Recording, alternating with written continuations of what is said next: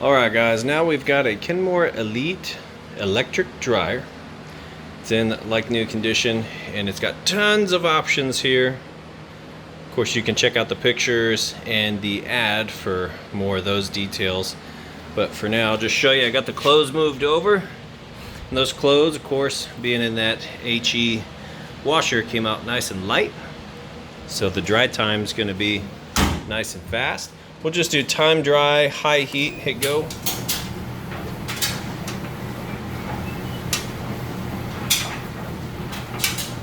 As you can see, it's got nice smooth operation. Sounds great. Of course you can hear the clothes tumbling around in there, but what you want to look for is anything off balance, any thumping or anything like that. Then I'm going to show you that it is in fact heating like it's supposed to be. Got a surface temperature gun.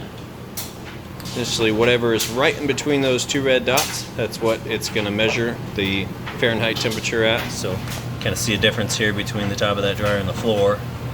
Pretty hot out here. Go ahead and open this up. Right inside the heating element tube, you see plenty of heat coming out of that tube there. Now the inside of your dryer is going to get anywhere from 95 to about 195, just depends on what you have the heat setting at. But this tube can get all the way up to about 300 degrees the longer you let it run. So sometimes I shoot this in there and it's already at 300 degrees, and that's what can cause these grates here to discolor a little bit. I get that question a lot, and that's totally normal. Nothing wrong with that at all. But there again, like I said, the inside of your dryer, the metal in here is only going to get up to about 195. But if you have delicates or anything like that, you can of course adjust all of that. You can even go down to an air dry where there's no heat at all.